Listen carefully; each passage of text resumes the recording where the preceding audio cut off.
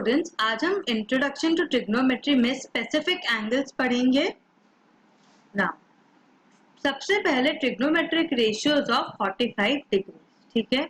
Now in right angle triangle ABC, right angle at P, ठीक है। If one angle is 45 degrees then the other angle is also 45 degrees. क्यों? क्योंकि in a triangle sum of all angles is equal to 180 degrees and जब यहाँ पे angle भी already 90 degree है तो रिमेनिंग टू एंगल्स का सम क्या होगा? 90 डिग्रीज। उसमें से आपको दिया है कि एक एंगल 45 डिग्री है, तो 90 माइनस 45 कितना बचा? 45 degree. So then the other angle is also 45 degree. That is angle A is equal to angle C is equal to 45 degrees. So BC is equal to AB. क्यों? क्योंकि you know in a triangle if two angles are equal then the sides opposite to the two angles are also equal. ये हमने triangles chapter में ये theorem हमने पढ़ा हुआ है. So BC is equal to AB, correct? Now suppose BC is equal to AB is equal to A, ठीक है, मतलब आपने दोनों को A units लिया. So then using Pythagoras theorem, hypotenuse square is equal to sum of the squares of other two sides, that is AC square is equal to AB square plus BC square, which is equal to A square plus A square, that is 2A square. तो AC क्या हो जाएगा? Under root of 2A square, that is root 2A, correct? So sin 45 क्या हो जाएगा? sin 45 is side opposite to angle 45 degree upon hypotenuse, correct?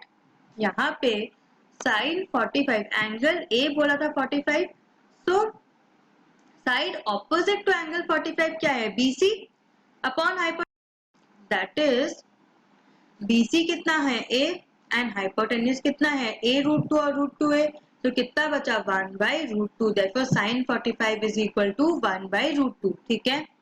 Now cos 45 क्या हो जाएगा? Side adjacent to angle 45 upon hypotenuse, that is AB upon AC, AB भी A था, AC कितना है? A root 2, that is A upon A root 2, that is 1 by root 2, ठीक है। Now tan 45 is side opposite to angle 45 upon side adjacent to angle 45, that is BC upon AB, so that is BC भी A था, AB भी A है, so tan 45 is equal to 1. So यहाँ पे याद रखो, what is sin 45? Sin 45 is 1 by root 2. What is cos 45? Cos 45 is again 1 by root 2 and tan 45 is 1, ठीक है। Now cosec 45 क्या हो जाएगा? cosec is what? 1 upon sin, that is cosec 45 क्या हो जाएगा? 1 upon sin 45, that is 1 upon root 2, that is root 2, therefore cosec 45 is equal to root 2. sec 45 क्या होगा? sec is cos का reciprocal, that is sec is equal to 1 upon cos, that is 1 upon root 2, which is equal to root 2, क्योंकि denominator का root 2 numerator में चला जाएगा, that is sec 45 is equal to root 2. तो cot 45 क्या हो जाएगा? 1 अपॉन tan 45, क्योंकि cot क्या होता है? tan का reciprocal, that is 1 upon tan 45 which is equal to 1, क्योंकि tan 45 की वैल्यू क्या थी? 1, ठीक है। समझ आई? ये थे 45 डिग्री के एंगल। जब 45 डिग्री होता है उसके अंदर 6 रेशियोज के वैल्यूज होंगे ना, trigonometric ratios of 30 degrees and 60 degrees, ठीक है।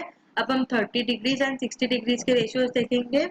Now consider an equilateral triangle ABC. You know in an equilateral triangle all the three sides are equal and all the three angles have 60 degree measure. Now since each angle in an equilateral triangle is of 60 degrees, therefore angle A is equal to angle B is equal to angle C is equal to 60 degrees. Now construction.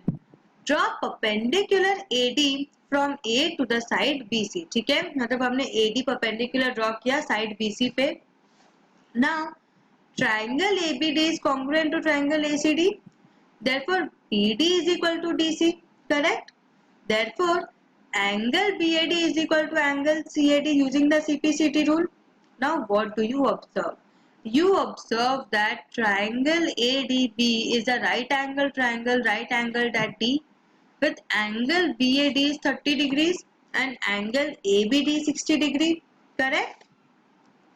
Now, for finding the trigonometric ratios, we need to know the length of the side of the triangle.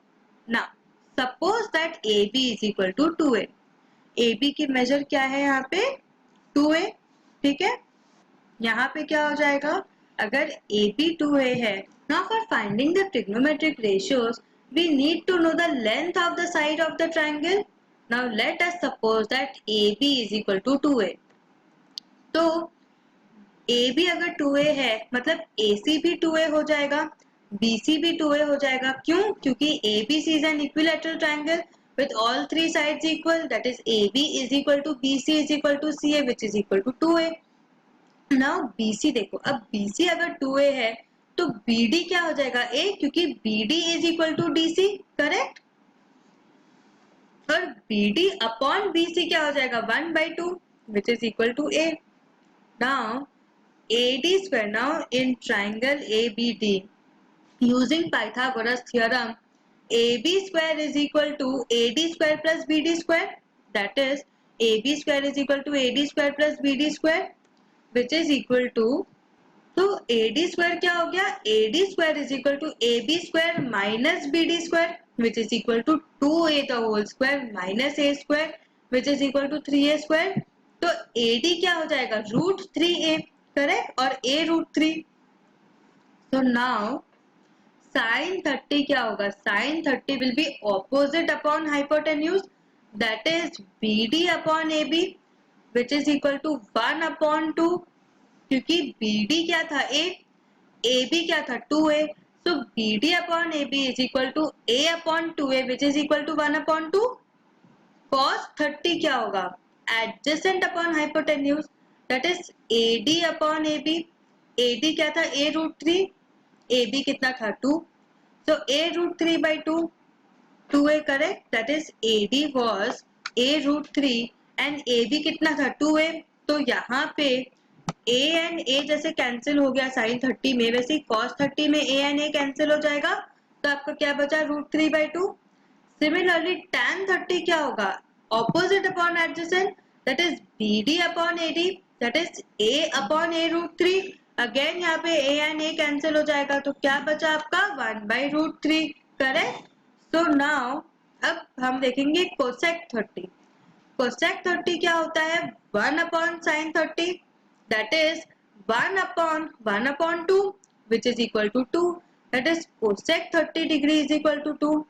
Now sec 30 degree क्या होगा, sec is reciprocal of cos, that is sec is equal to 1 upon cos 30 which is equal to 2/√3. क्योंकि cos 30 क्या था √3/2, तो उसका reciprocal क्या हो जाएगा 2/√3. cot 30 क्या होगा, reciprocal of tan 30, that is tan 30 कितना था 1/√3, तो cot 30 की रेसिप्रोकल क्या हो जाएगा √3. करेक्ट? सिमिलरली sin 60 क्या होता है, sin 60 is AB upon AD. Now अब आप 60 डिग्री वाला एंगल लोगे, सेम जब आप 60 डिग्री वाला एंगल लोगे तो क्या होगा, opposite upon hypotenuse, that is AD कितना था A √3 upon AB is 2A, तो A कैंसिल हो गया, कितना बचा √3/2. cos 60 डिग्री क्या हुआ 1/2. सिमिलरली tan 60 डिग्री हुआ √3. cosec 60 degree होगा reciprocal of sin, that is 2/√3. sec 60 will be reciprocal of cos, that is 2, and cot 60 will be reciprocal of tan, that is 1/√3. correct? So what have we learned today? आज हमने trigonometry में specific angles पढ़ा.